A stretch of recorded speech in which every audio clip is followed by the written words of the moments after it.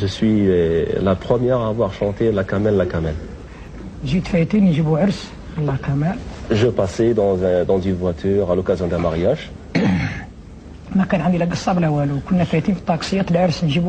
Je n'avais aucun musicien avec moi.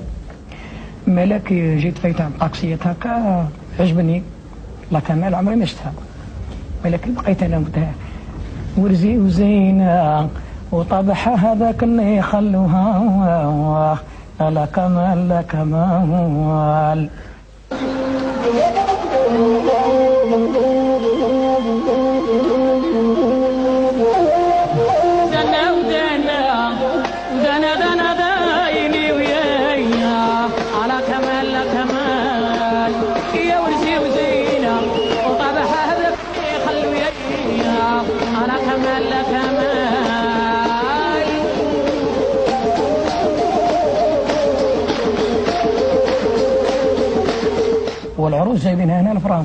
Et la mariée était destinée à son promis qui était en France.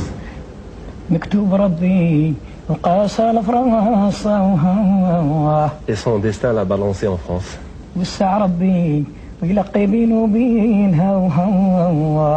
على كمال لا كمال.